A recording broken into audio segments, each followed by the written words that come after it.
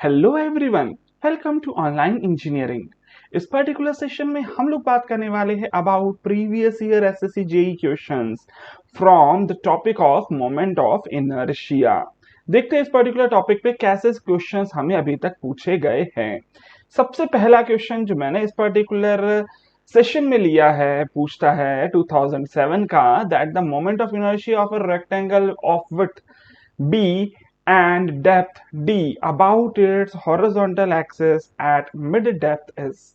वे क्या पूछ रहा है आपको कि अगर मान लीजिए मैंने कुछ यहाँ पर इस तरह की एक रेक्टेंगल की बात कर रहा हूं और उस रेक्टेंगल का मैं मोमेंट ऑफ इनर्शिया निकालना चाहता हूं अबाउट इट्स हॉरिजॉन्टल एक्सिस, और हॉरिजॉन्टल एक्सिस भी कितनी डेप्थ पर, मिड डेप्थ पर निकालना चाहता हूं। तो ऑब्वियसली बात है, देखो टोटल डेप्थ यहाँ पर दे दी गई है डी और विड्थ दे दी गई है B.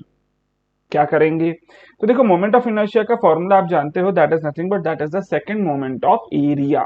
That means it is written as equals to be और एरिया इनटू वाई स्क्वायर। देखिए अगर मैं एक्स एक्स एक्सिस ले रहा हूं, एक्स एक्स मतलब ये वाली, तो ऑब्वियसली बात है एक्स एक्स एक्सिस से डिस्टेंस लिया जाएगा, एंड अगर मैं इधर से डिस्टेंस ले रहा हूं तो उस डिस्टेंस को मैं y लिख दूंगा, इसीलिए मैंने यहाँ पर y का स्क्वायर लिखा है, ना कि x का स्क्वायर लिखा है ना। So this distance late us suppose is y, और इस y डिस्टेंस पर मैं एक छोटा सा एलिमेंट यहाँ पर कंसिडर कर लेता हूं। सो ये जो पर्टिकुलर छोटा सा एलिमेंट है, इसकी जो थिकनेस है दैट इज dy, और इसकी जो विड्थ होगी that will be equals to be b। ठीक है, हम लोगों को फॉर्मूला ऑलरेडी पता है। चलिए यहाँ पर एक काम करते हैं, ये छोटे से एलिमेंट के लिए आई की वैल्यू लिखते पहले। So that will be nothing but that will be equals to be y square d a. और अगर मैं एक छोटे से एलिमेंट के लिए लिख रहा हूं तो ऑब्वियसली बात है वो तो सिर्फ एक छोटे से एलिमेंट का, मुझे पूरे के पूरे रेक्टेंगल का चाहिए, तो क्या करना पड़ेगा, इंटीग्रेशन करना पड़ेगा। ठीक है, तो यहां से अगर मैं डी वाई की वैल्यू, डी ए की वैल्यू लिखूंगा तो डी ए की वैल्यू क्या आ जाएगी, इस छोटे से ये जो शेडेड पोर्शन दिख रहा है इसका एरिया क्या आ जाएगा, तो that will be equals to be b into d y. Yes और नो, रेक्टेंगल दिख रहा है, विड्थ इंटू हाइट दिख रही है, विड्थ दिख रही है ये और हाइट दिख रही है ये डी वाई। ठीक है, सो इसी को सॉल्व कर रहे हैं अगर, तो यहां से लिख सकते हैं एज इक्वल्स टू बी और वाई स्क्वायर। अच्छा चलिए यहाँ पर पहले लिमिट्स भी लिख लेते हैं, y की वैल्यू कहां से कहां तक वेरी करेगी। तो देखिए इधर है y की वैल्यू 0 और इधर y की वैल्यू क्या है, इक्वल टू डी बाय 2। ठीक है ना। सो इधर से इधर तक जाता हूं तो y की वैल्यू क्या है, डी बाय 2 तक जा रही है, जबकि अगर मैं इधर से इधर जाऊंगा तो यहाँ पर y की वैल्यू माइनस डी बाय 2 होगी। दैट मीन्स y की वैल्यू कहां से कहां तक वेरी कर लेगी, माइनस डी बाय 2 से लेकर प्लस डी बाय 2 तक। इसको सॉल्व करें अगर तो यहां से आ जाएगा y cube in by 3 into b, and y की यहाँ पर लिमिट्स क्या है, माइनस डी बाय 2 से लेकर प्लस डी बाय 2 तक। इसी को सॉल्व कर लेंगे तो यहां से आपको वैल्यू मिल जाएगी as equal to be d cube by 12। So this is your I x x. In the same way अगर आपको पूछता कि भैया आई वाई वाई की वैल्यू क्या होगी, तो that will be d b cube by 12। I Y y का मतलब क्या है, आई वाई वाई का मतलब है कि सर ये वाली एक्सेस के बारे में आप पूछ रहे हो। ठीक है, तो देखो ये वाला जो सिंपल सा यहाँ पर रिजल्ट है, वैसे सभी स्टूडेंट को याद रहता है ये रिजल्ट। अगर याद ना हो तो डेरिवेशन कैसे होता है, मैंने आपको डेरिवेशन भी समझा दिया है। कई बार स्टूडेंट्स को फाइनल रिजल्ट याद होता है, डेरिवेशन नहीं समझ में आता, तो मैंने डेरिवेशन भी यहाँ पर आपको बता दिया है। और भी कुछ फिगर्स है उनके बारे में भी आपको पता होना चाहिए, आगे चल के क्वेश्चंस देखेंगे तो उन सभी फिगर्स के बारे में एक एक करके सभी के जो यहाँ पर फाइनल फॉर्मूलेज है वो हम लोग देखेंगे। डेरिवेशन हर बार जरूरी नहीं है, और एक्चुअली इसका भी डेरिवेशन आपको नहीं करना है एग्जाम में। एग्जाम में तो आपको डायरेक्टली वैल्यूज याद करके जाना चाहिए। ठीक है, तो चलिए अभी आगे बढ़ते हैं अगले क्वेश्चन की तरफ। जो नेक्स्ट क्वेश्चन है 2009 का बोलता है that moment of inertia concept applicable in case of. देखो भैया मोमेंट ऑफ इनर्शिया एक्चुअली क्या बताता है, ध्यान से सुनना। मोमेंट ऑफ इनर्शिया आपको बताता है about the resistance to rotation, resistance to rotation और रेजिस्टेंस टू बेंडिंग। अगर बेंडिंग यहां पर मोमेंट लग रहा है तो ठीक है, लेकिन ऑब्वियसली बात है यहां अगर मैं बेंडिंग की बात कर रहा हूं या इवन रोटेशन की बातें कर रहा हूं, उसमें एक मोमेंट लग रहा होगा, वो एक स्टेशनरी बॉडी के बारे में नहीं होगी, और ना ही एक ऐसी बॉडी जिसमें फोर्सेस बैलेंस्ड है और कोई मोमेंट डेवलप नहीं हो रहा है। सो अगर स्ट्रेट लाइन पे मूवमेंट हो रहा है तो ऑब्वियसली बात है देयर इज नो मोमेंट, है ना। और अगर बॉडी रेस्ट पे है तो ऑब्वियसली बात है फिर तो वहां पर मोमेंट ऑफ इनर्शिया की बात ही नहीं आती है ना। Moment of inertia I actually आप यूज करते हो बेंडिंग स्ट्रेसेस कैलकुलेट करने में, सभी ने पढ़ा हुआ है, बोलो हाँ या ना। M into I by Y, है ना, सबने पढ़ा हुआ है। एम बाय आई इंटू वाई सभी ने पढ़ा हुआ, तो बेंडिंग स्ट्रेसेस में आपको यूज आता है। शीयर स्ट्रेसेस में यही सेम कंसेप्ट यूज होता है ना। शीयर स्ट्रेस के लिए फॉर्मूला क्या लिखते हो आप, S A y bar upon I b, है ना। अब ये फॉर्मूले सर कहाँ पढ़ते हो आप, तो ये फॉर्मूलेज आप पढ़ते हो स्ट्रेंथ ऑफ मटेरियल्स में। एप्लीकेशन पार्ट वहां पर सीखोगे, लेकिन ऑब्वियसली बात है मोमेंट ऑफ इनर्शिया क्यों निकाला जाता है, that is to calculate the resistance against bending और अगेंस्ट द रोटेशन, ठीक है। So that is only applicable for the rotating body, option number A पर टिक करोगे। आगे बढ़ते हैं, अगला क्वेश्चन देखो यहाँ पर पूछता है what is the section modulus. देखिए अभी यहाँ पर मैंने f is equals to be I, f is equals to be मैंने क्या लिखा, bending moment upon I into y, है ना। इसी को हम लोग यहाँ पर क्या लिख सकते हैं, M bye I by Y, कुछ इस तरह से लिख सकते हैं, है ना। अगर मैं यहाँ पर चाहता हूं क्या कि ये स्ट्रेस की वैल्यू मैक्सिमम हो जाए तो इसकी वैल्यू क्या होनी चाहिए, मिनिमम। जो डिनोमिनेटर है वो क्या होना चाहिए, मिनिमम होना चाहिए। और अगर मैं बोल रहा हूं कि भी डिनोमिनेटर मिनिमम, इसका मतलब आई बाय वाई की वैल्यू मिनिमम करने के लिए वाई की वैल्यू क्या करनी पड़ेगी, मैक्सिमम करनी पड़ेगी। मतलब what is this Y, Y is nothing but that is the distance from the neutral axis. So अगर मान लीजिए ये रेक्टेंगुलर सेक्शन ही मैं ले लेता हूं तो इसके लिए वाई मैक्स की वैल्यू क्या हो जाएगी, that will be equals to be d by 2। और इसके लिए आपको आई की वैल्यू ऑलरेडी आपको पता है क्या है, that is equals to be b d cube by 12।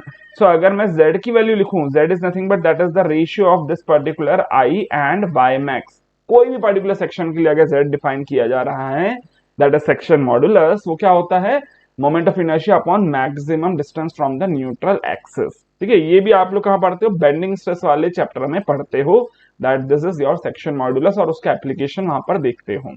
सो आई की वैल्यू अगर मैं बात करूं तो आई की वैल्यू क्या है रेक्टेंगुलर के लिए, that is b d cube by 12। What is the value of maximum y, obviously बात है that is for the extreme most fibre, that is d by 2। So z की वैल्यू आ जाएगी b d square by 6, b d square by 6 is given in your option number C. Option number C पे tick कर देंगे और अभी फिलहाल आगे बढ़ेंगे। अगले क्वेश्चन की बात करें, देखिए यहाँ पर मोमेंट ऑफ इनर्शिया सिंपली पूछ रहा है about the x x axis. क्या है, ये रेक्टेंगल है, रेक्टेंगल में भी अगर आप देखेंगे x x axis horizontal axis है, दैट मींस यहाँ पर फॉर्मूले की बात करेंगे तो that will be equals to be b d cube by 12 हो जाएगा। इन द सेम वे अगर आई वाई वाई पूछा होता तो that is d b cube by 12 लिखना होता था। अभी फिलहाल देखेंगे कौन सा फॉर्मूला दिख रहा है, that is given in your option number b, ठीक है।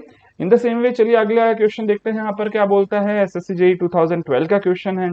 बोलता है for a circular plate of diameter 6 centimetre a circle is cut out whose diameter is the radius of the plate. देखो जरा क्या बोल रहा है कि ये है आपकी एक सर्कुलर प्लेट, ये है आपकी एक सर्कुलर प्लेट। अच्छा, सर्कुलर प्लेट का जो टोटल डायमीटर है वो कितना है, दैट इज 6 सेंटीमीटर, ये दिया हुआ है। फिर आगे बोल रहा है कि इसमें से हमने क्या करा, एक छोटा सर्कल कट किया जिसका डायमीटर किसके बराबर है, रेडियस ऑफ द प्लेट के बराबर है। तो देखो रेडियस ऑफ प्लेट क्या है, ये है ना। तो इसके बराबर का डायमीटर वाला एक हमने क्या करा, कट करा, ठीक है ना। तो यहां से अगर मान लीजिए मैंने कट किया कुछ इस तरह से, लेट अस सपोज कि ये कुछ इस तरह से मैंने कट किया यहाँ पर सर्कल को, ये सर्कल मैंने कट कर दिया, ये सर्कल मैंने पोर्शन, ये वाला पोर्शन मैंने क्या कर दिया, कट कर दिया, ठीक है। सो दिस पोर्शन, सबसे पहले बताओ इसका जो यहाँ पर डायमीटर होगा वो कितना होगा, इसका डायमीटर, सर इसका डायमीटर हो जाएगा इक्वल्स टू बी और 3 सेंटीमीटर, ठीक है ना, आधा हो जाएगा इसका डायमीटर। तो अब सवाल ये पूछ रहा है कि भैया ये बता दो distance of the centre of gravity of the remainder from the centre of the circular plate. ये है आपका सर्कुलर प्लेट का diameter, sorry centre, that is 0,0, जिसको मैं ओरिजिन मान लेता हूं अभी। इससे डिस्टेंस पूछ रहा ऑफ द रिजल्टेंट। तो देखो आप सबको पता होना चाहिए दैट सीजी ऑफ कटआउट कैसे निकाला जाता है। उसके लिए आप क्या करते हो, योर लेट सपोज अगर एक्स बार निकाल रहे हो तो that is calculated as a1 into x1 minus a2 into x2 upon a1 minus a2। a1 में ले लेता हूं बड़ा वाला सर्कल और a2 ले लेता हूं मैं छोटा वाला सर्कल। तो भैया बड़ा वाला सर्कल दिख रहा है यहाँ पर, है ना, ये है बड़ा वाला सर्कल।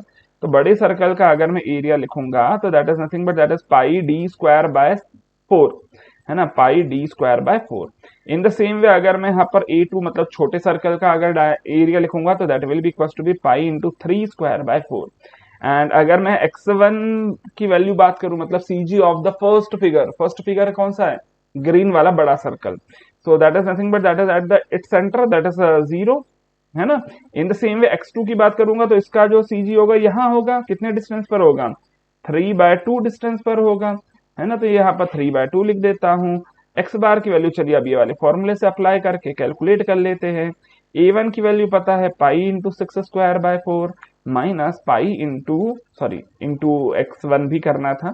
तो x1 की वैल्यू क्या है, that is 0 minus pi into 1.5। 1.5 होगा क्या सर?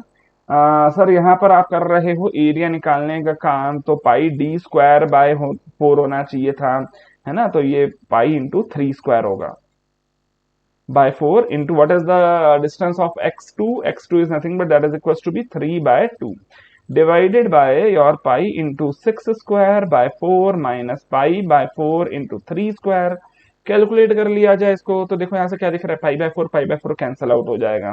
36 इंटू 0 माइनस 9 इंटू 3/2, है ना। बाकी डिवाइड करेंगे अगर यहाँ से तो क्या बचेगा, that will be equals to be और 6 square that is 36 minus 9, yes और नो। इसी को कैलकुलेट कर ले तो ये यहाँ से x बार की वैल्यू आप कैलकुलेट कर लेंगे, 9 इंटू 3 दैट इज 27 होता है, 27/2 इंटू 27। सो इसकी वैल्यू आ जाएगी half, that is equal to be 0.5 centimetre. यही पूछा गया था आपको कि भाई कितना डिस्टेंस होगा CG का। तो भैया यहाँ पर अगर मैं CG की लोकेशन की बात करूंगा तो CG की लोकेशन होगी यहाँ कहीं, कितने डिस्टेंस पर, 0.5 मीटर के डिस्टेंस पर। तो दिस इज योर सॉरी यहाँ से इधर नहीं, ये वैल्यू देखो जरा नेगेटिव आ रही है, ये वैल्यू नेगेटिव आ रही है, इसका क्या मतलब है, नेगेटिव आ रही है इसका मतलब इधर से नेगेटिव डायरेक्शन में 0.5 सेंटीमीटर के डिस्टेंस पर प्रेजेंट होगा अब CG, ठीक है। तो माइनस का मतलब ही यही है, नेगेटिव आ रहा था यहाँ पर दिख रहा है, देखो ये तो 0 माइनस नेगेटिव टर्म थी ना, तो नेगेटिव आ रहा है इसका मतलब क्या है कि दूसरे साइड में है।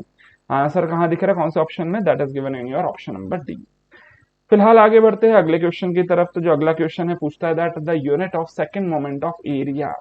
देखो अगर मैं फर्स्ट मोमेंट ऑफ एरिया की बात करूं, फर्स्ट मोमेंट ऑफ एरिया क्या होगा, तो that is nothing but that is sir A into distance, area into distance, है ना। या इसको मैं लिख सकता हूं एज इक्वल्स टू बी, छोटे से एलिमेंट का एरिया लिया DA और उसका डिस्टेंस ले लिया, ठीक है। इन द सेम वे अगर मैं सेकेंड मोमेंट ऑफ एरिया की बात कर रहा हूं तो यहाँ पर इसका एक बार और लीवर आर्म से प्रोडक्ट कर दो, तो that is equal to be DA into y square, ठीक है। अच्छा एरिया की यूनिट क्या होती है, that is nothing but that is sir mm square, and y की यूनिट क्या होती है, that is mm, but y का स्क्वायर इसलिए mm का स्क्वायर कर दिया। तो यहाँ से फाइनली यूनिट मिल जाती है, दैट इज योर mm⁴, और ये कुछ और नहीं बल्कि इसी को बुलाया जाता है as our moment of inertia. So what is moment of inertia? Moment of inertia is nothing but that is the second moment of area, and second moment of area क्या होता है, that is y square dA, ठीक है। Integrate कर लिया जाता है सारे एलिमेंट्स के लिए तो अपने को पूरी एक पर्टिकुलर फिगर के लिए वैल्यू मिल जाती है। बट अगर सिर्फ यूनिट की बात करें तो एरिया की यूनिट है mm स्क्वायर और y की यूनिट है mm, उसका स्क्वायर करेंगे तो टोटल वैल्यू आ जाएगी mm⁴, which is given in your option number b. अगला क्वेश्चन बोलता है कि भैया अगेन रेक्टेंगुलर सेक्शन दिया है, इसके लिए मोमेंट ऑफ इनर्शिया क्या होगा, तो भैया इसके लिए इनर्शिया होगा BD³/12। अच्छा देखो यहाँ पर थोड़ी सी गड़बड़ है, टाइपिंग में बोल सकते हो आप गड़बड़ शायद, है ना। तो BD³/12 होना चाहिए, ये दो यहाँ पर दिख रहे हैं, दोनों BD² दिख रहे हैं, ठीक है। तो आंसर क्या होना चाहिए, BD³/12। सो B और D एक्चुअली यहाँ पर हो सकता है टाइपिंग मिस्टेक हो, दोनों के दोनों एकदम सेम दिख रहे थे, एक BD³/12 होगा और वही आंसर होने वाला है। सिमिलर क्वेश्चन है, देखो अगेन यहाँ पर एक और क्वेश्चन है, पूछता क्या है, that the moment of inertia of rectangular section shown in the figure. भैया रेक्टेंगुलर सेक्शन के लिए फिगर की जरूरत नहीं है अभी फिलहाल, बट उसका मोमेंट ऑफ इनर्शिया क्या होता है, that is nothing but that is BD³/12 होता है। सबको पता है आंसर, फिगर की जरूरत नहीं है। क्वेश्चन रिपीट हो रहे हैं, देखो बार बार क्वेश्चन रिपीट हो रहे हैं, तो मैं आपको बार बार वो क्वेश्चन दिखा रहा हूं ताकि आपको ये रियलाइज हो जाए कि सेम क्वेश्चन बार बार रिपीट भी होता है आपकी एग्जाम में। अगला क्वेश्चन देख लेते हैं, next question, that the moment of inertia of a triangular section. देखो अगर मैं ट्रायंगुलर सेक्शन की बात करता हूं, late us suppose that this is your triangle. ठीक है, तो ट्रायंगल की जो न्यूट्रल एक्सिस है, एक तो न्यूट्रल एक्सिस का यहाँ पर सी अपना आई होगा, तो I about neutral axis is nothing but that is equal to be b H cube by 36। H is nothing but that is the height and b is nothing but that is the base width. ठीक है, इन the same way अगर मैं यहाँ पर पूछता हूं कि भैया ये बताओ कि ये बेस के अबाउट कितना होगा, तो भैया ध्यान रखिएगा, अब क्योंकि यहाँ पर सी जी दैट इज सेंट्रोइडल एक्सिस के अबाउट कितना है, बी एच क्यूब बाय 36, आप अप्लाई करोगे parallel axis theorem by parallel axis theorem. अच्छा, पैरेलल एक्सिस थ्योरम क्या पढ़ी थी आप लोगों ने, that I Y Y is equals to be nothing but that is I C G plus area into Y bar square. What is I C G, neutral axis वाला I, that is B H cube by 36, and what is area of the triangle, that is half of base into height, and what is the y bar, y bar is nothing but this is this distance। ठीक है, तो y bar की value क्या हो जाएगी, h by 3, क्योंकि अपने जो ट्राइंगल है उसका cg कहाँ होता है, h by 3 from the base, है ना, तो h बाय 3 का स्क्वायर, इसको कैलकुलेट कर लोगे तो ये वैल्यू आ जाएगी equal to be b H cube by 12। ठीक है, तो ये वैल्यू भी याद रखनी है आप लोगों को, और ये वैल्यू भी याद रखनी है। अभी फिलहाल क्या पूछा है, about an axis passing through its centre of gravity, that is nothing but that is the neutral axis और that is also the centroidal axis. क्या होती है वैल्यू उसके लिए, B H cube by 36, that is option number B. Base के about पूछता तो option number A पर टिक करना पड़ता। आगे बढ़ते, अगला क्वेश्चन यहाँ पर क्या बोलता है, the locus of moment of inertia about inclined axis of principal axis is. देखो भैया अगर यहाँ पर मैं बात करता हूं, सबसे पहली बात मोमेंट ऑफ इनर्शिया की बात कर रहे हैं अबाउट एन इंक्लाइंड एक्सिस, तो वो कुछ और नहीं होता बल्कि that comes out to be as ellipse, that comes out to be an ellipse. ठीक है, तो ये डायरेक्टली आपको रिजल्ट यहाँ पर याद रखना था। इसी के अलावा अगर बात करते हैं, देखो सर्कुलर सेक्शन के लिए आपका मोमेंट ऑफ इनर्शिया पूछा गया है, तो देखो अगर सर्कुलर सेक्शन की बात कर रहे हो तो इसका आई एक्स एक्स और I Y Y, let us suppose ये है आपका सर्कुलर सेक्शन, ये दोनों आपकी हो गई I x X and I Y Y.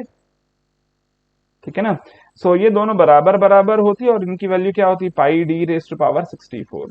But अगर आई जेड जेड पूछा जाए तो परपेंडिकुलर एक्सिस थ्योरम के हिसाब से इसका वैल्यू क्या होती है, I x x plus I Y y के बराबर, that is equal to be b d raise to power 4 by 32।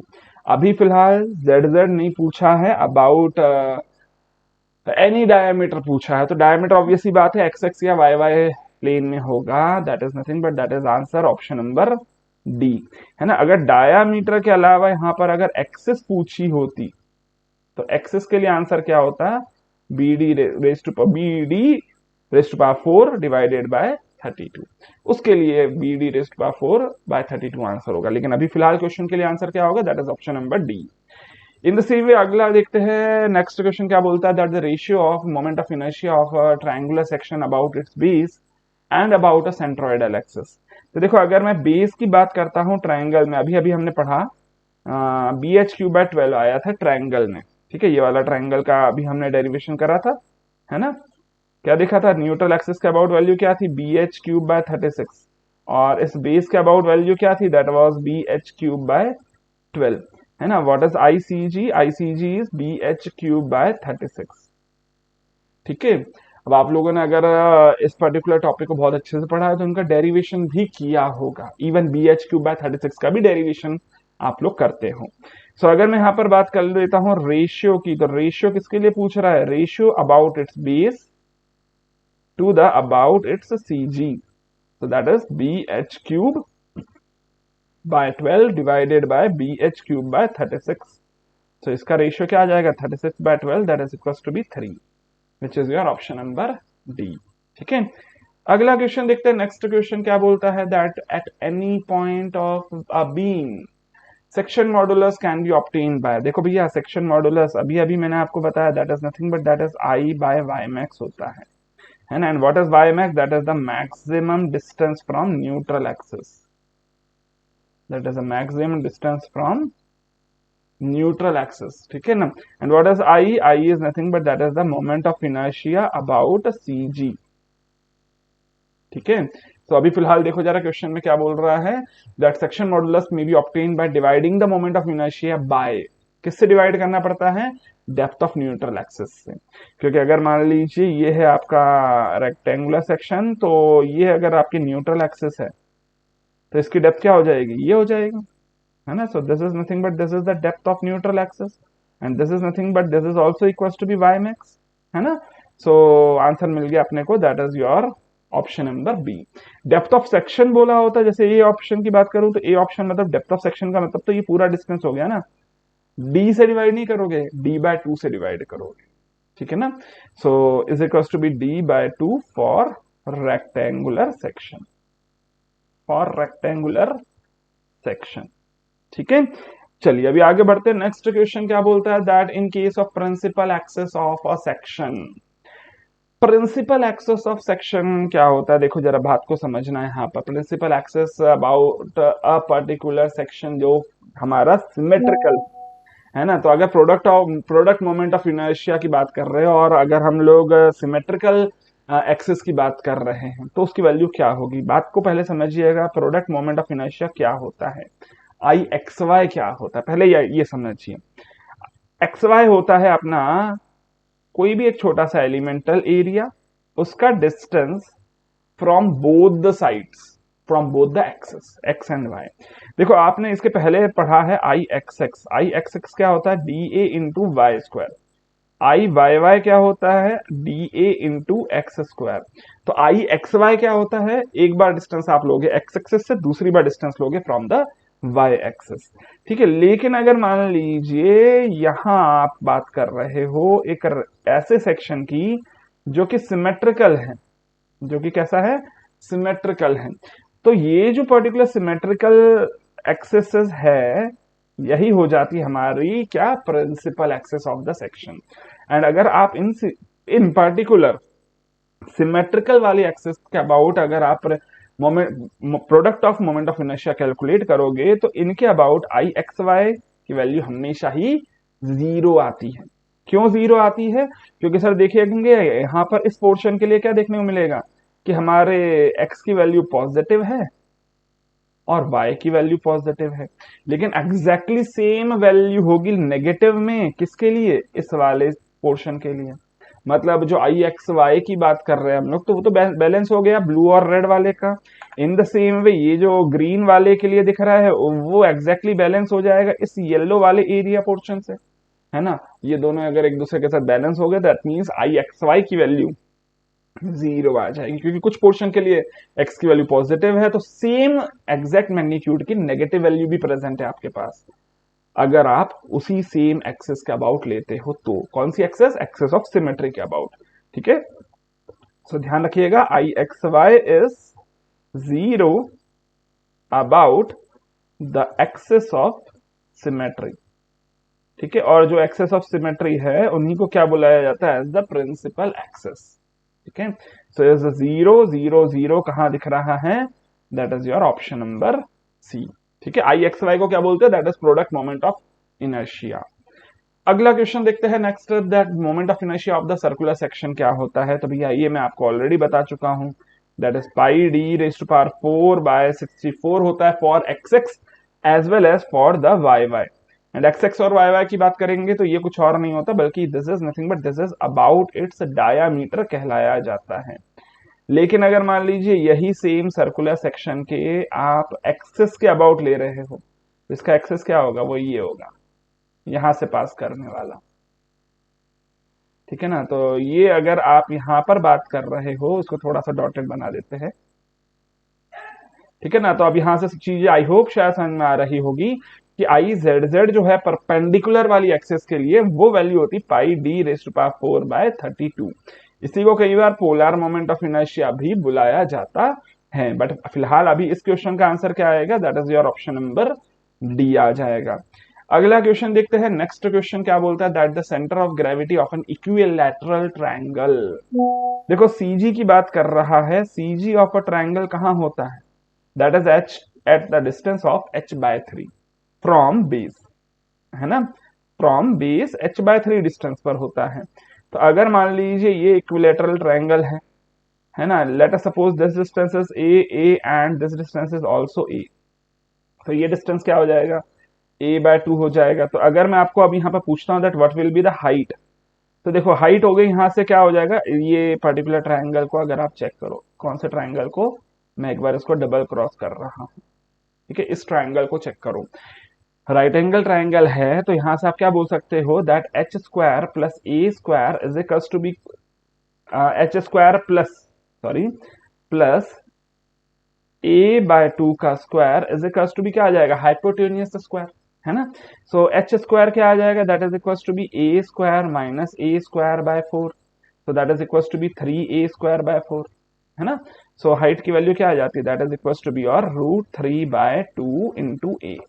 सबको याद होगा वैसे तो इक्विलैटरल ट्राइंगल की बात, बट h/3 बोला है तो √3a/2 का 3 टाइम्स ले लो, 3 से डिवाइड कर लो फ्रॉम बेस, ठीक है। तो जब इसको 3 से डिवाइड करोगे तो ये क्या बन जाएगा, that is √3a/2 into 3, so this is nothing but this is equals to be a in divided by 2 √3, so a divided by 2 √3 is exactly given in your option number B। याद भी रख सकते हो वैसे इस रिजल्ट को, अगर ना भी याद हो तो भी कोई दिक्कत नहीं यार, इतना तो पता ही है कि इक्विलैटरल ट्रायंगल का मतलब सारे साइड्स बराबर बराबर, और आपको इतना भी पता है कि कोई ट्रायंगल का अगर सीजी लेना है तो वो बेस से h/3 डिस्टेंस पर होता है। इतना भी याद होता तो इस क्वेश्चन को सॉल्व कर सकते थे, और अगर याद रखा हुआ है तब तो बहुत ही अच्छी बात है। अधिकतर स्टूडेंट को ये वाला पार्ट जरूर याद होता है, this is the altitude of your equilateral triangle. आगे बढ़ते हैं, नेक्स्ट क्वेश्चन क्या बोलता है, that pick up the correct statement from the following, the point of intersection of the bending axis with the cross section of the beam is called shear centre. देखिए shear centre क्या होता है, shear centre एक ऐसा point होता है जिसके about अगर आपने लोडिंग लगाई तो कभी भी ट्विस्टिंग नहीं होगी, कभी कोई टॉर्जन जनरेट नहीं होगा। It is it is the point it is the point about which if loading is done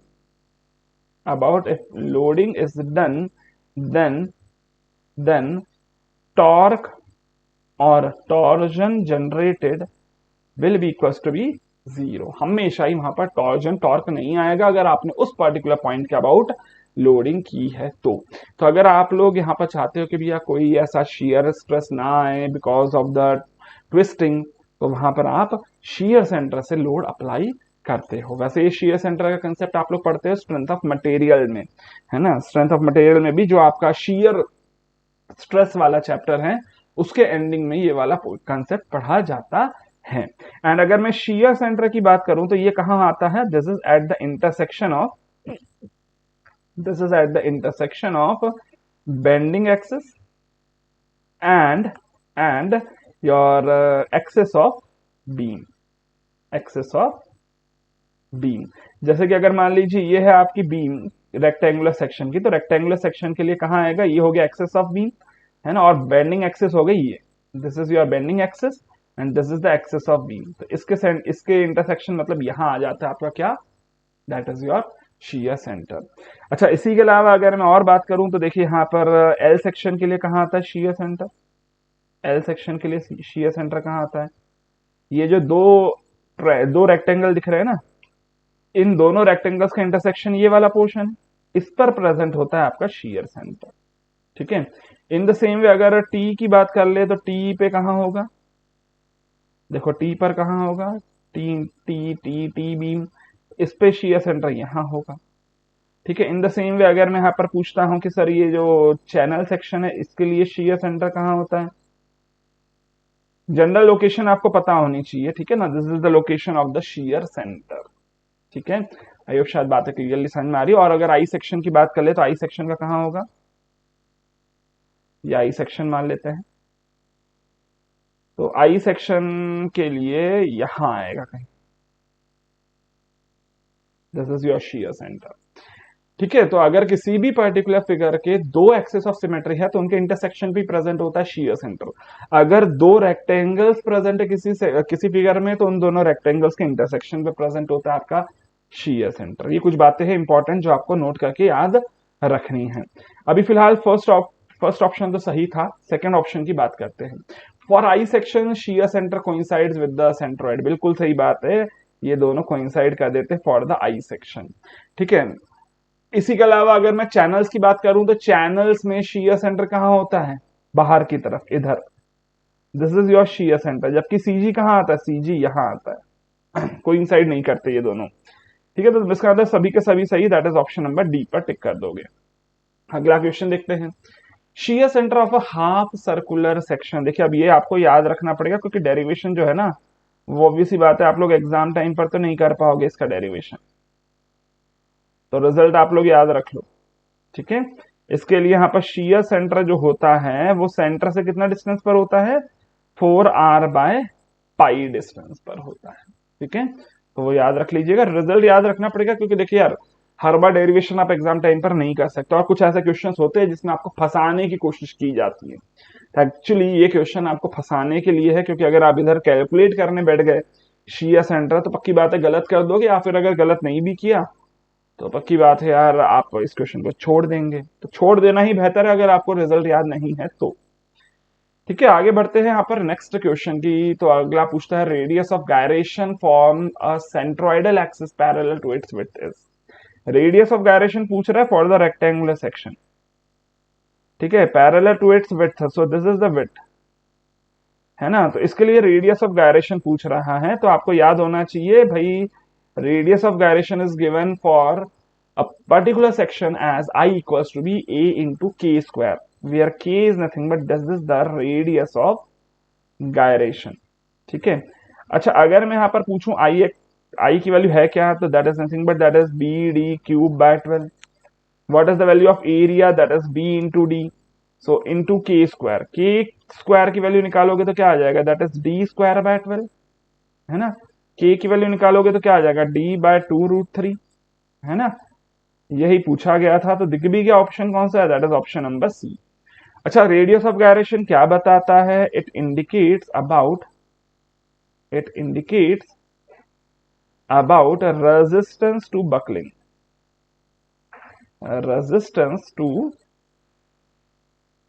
buckling, buckling के लिए रेजिस्टेंस इंडिकेट करता है ये रेडियस ऑफ गायरेशन। चलिए अभी आगे बढ़ते हैं। यहाँ पर नेक्स्ट क्वेश्चन बोलता है कि भैया moment of inertia of a rectangular section about an axis, same question, bh³ bd³/12, moment of inertia कौन सा option, option number C, bd³/12। Derivation भी करवा चुका हूं और इसके पहले क्वेश्चन भी देख चुके अपन। अगला क्वेश्चन देखते हैं, the moment of inertia of a triangular section about its base is, already ये भी पहले बता चुका हूं कि सर अगर ये है आपका ट्रायंगुलर सेक्शन तो इसके बेस के अबाउट यहाँ पर जो आई की वैल्यू आती है वो कितनी आती है, bh³/12। सर cg के अबाउट कितनी आती है, ICG की वैल्यू कितनी होती है, bh³/36। ठीक है, समझ में आ रही बात। आंसर फिलहाल क्या होगा, moment of inertia of the triangular section is bh³/12। अगला क्वेश्चन देखते हैं, नेक्स्ट बोलता है कि भैया आई एक्स और I y are the moment of inertia about x and y axis.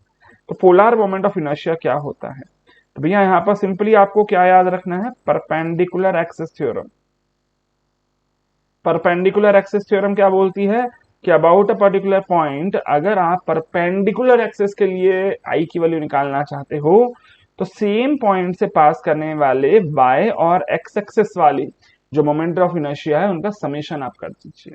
तो ये simple perpendicular axis theorem I hope आप सभी ने पढ़ी होगी, है ना। और यही थ्योरम यहाँ पर आपको डायरेक्टली पूछी जा रही है। आई जेड जेड को क्या बोल दिया जाता है, as the polar moment of inertia. So exactly दिया हुआ कहां, ऑप्शन नंबर सी में। अगला क्वेश्चन बोलता है क्या कि भैया डायमीटर कैपिटल डी है और इंटरनल डायमीटर स्मॉल डी है, तो इसका पोलर मोमेंट ऑफ इनर्शिया क्या होगा। ठीक है भाई, देखो ये है आपका कुछ हमारा इस तरह से हॉलो सर्कुलर एरिया दिया हुआ है। इसका यहाँ पर कैपिटल डी डायामीटर है बड़ा वाला और छोटा डायामीटर है स्मॉल डी। ठीक है, हमें क्या पूछा गया था, आई की वैल्यू, तो आई पी निकालते हैं। आई पी मतलब इस एक्सिस के लिए, ठीक है, परपेंडिकुलर एक्सिस के लिए। सो अगर मैं इसके लिए कैलकुलेट करना चाहता हूं, फॉर्मूला हम सभी जानते हैं, that is d A into y square. ठीक है, वाई एक्चुअली यहाँ पर आपको नहीं लेना है, बल्कि क्या लेना है, उस पर्टिकुलर एक्सिस से डिस्टेंस लेना है। तो वो डिस्टेंस यहां से लेना है, तो ये डिस्टेंस को मैं ले लेता हूं एज योर रेडियस। ठीक है, आर स्क्वायर। एरिया छोटा सा एक एलिमेंट ले लिया जाए, यहाँ एक छोटा सा एलिमेंट ले लिया जाए। तो ये जो छोटा सा एलिमेंट है, लेट अस सपोज कि इस एलिमेंट की जो थिकनेस है that is equal to be d r. ठीक है, तो इस एलिमेंट की जो लेंथ होगी वो क्या होगी, that is 2 pi r, that is the circumference. Circumference is the length into thickness is d r. So ये एरिया मिल गया। तो एरिया क्या आ गया, 2 pi r d r for that particular element into small r square. But sir ये तो एक element है, मुझे पूरे के पूरे आपके हॉलो सेक्शन के लिए चाहिए, तो इसलिए क्या करूंगा, इंटीग्रेट करूंगा। आर की वैल्यू कहां से कहां तक जा रही है वो आप पुट कर दीजिए। तो आर की वैल्यू पुट जाएगी from small d by 2 to capital D by 2। ठीक है ना, इंटीग्रेट करके आंसर जो आ जाएगा that will come up to be equal to be pi by 32 into capital D raise to power 4 minus small d raise to power 4। ठीक है, तो ये यहाँ पर ऑब्वियस सी बात है, आप डेरिवेशन भी कर सकते हो और या फिर आप कटआउट वाला फॉर्मूला लगा लो, है ना, सिंपली कि भैया आप क्या कर लोगे, एक पहली बार बड़ी वाले सर्कल का आई निकाल लो और उसके बाद फिर छोटे वाले सर्कल का आई सब्ट्रैक्ट कर लो। छोटा सर्कल क्यों सब्ट्रैक्ट कर रहे हो, क्योंकि वो प्रेजेंट नहीं था। ठीक है, तो आंसर क्या आ जाएगा, that is option number D आ जाएगा। अगला क्वेश्चन देखते हैं, that identify the one where centroid of a section lies outside the section. देखिए अगर मैं टी सेक्शन की बात करूं, सबसे पहले टी सेक्शन दिया गया है, तो this is your T section, this is your T section. तो टी सेक्शन का सीजी कहां होता है, यहां होता है ना। सिमेट्रिकल आई सेक्शन की बात करें, सिमेट्रिकल आई सेक्शन, सिमेट्रिकल मतलब क्या, फ्लेंज दोनों इक्वल इक्वल है और वेब एग्जैक्टली सेंटर पे ही है। तो इसका जो आई, इसका जो सीजी होगा वो यहां होगा, है ना। एंगल सेक्शन की बात कर लेते, एंगल सेक्शन मतलब एल, एल सेक्शन का सीजी कहां होता है सर, एल सेक्शन का सीजी यहां होगा, है ना।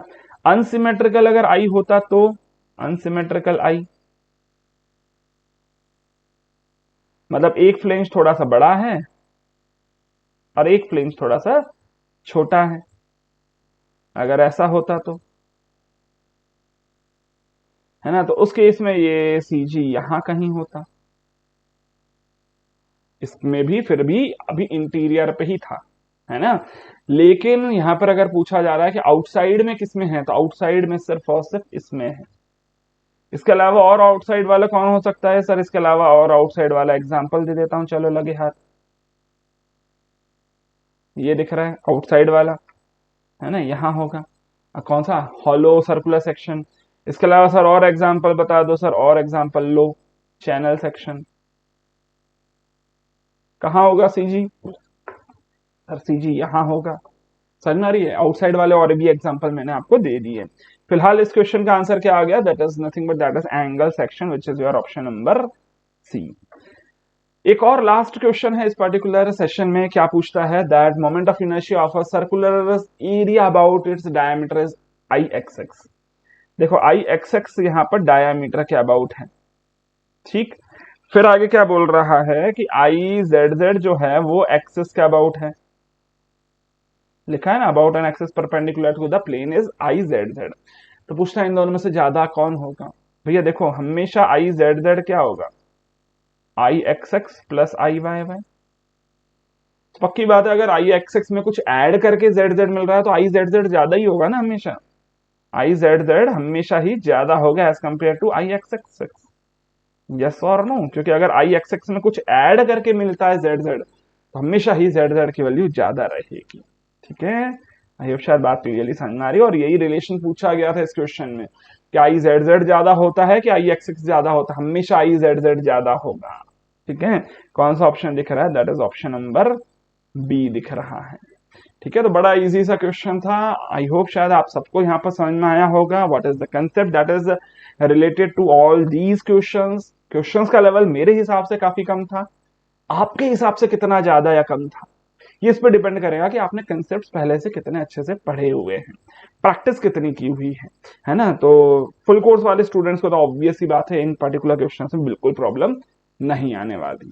फिलहाल इस सेशन को यहीं एंड करता हूं, मिलते हैं अगले सेशन में कुछ और नए कंसेप्ट और क्वेश्चंस के साथ। तब तक लगातार पढ़ते रहे, बढ़ते रहे। Happy engineering.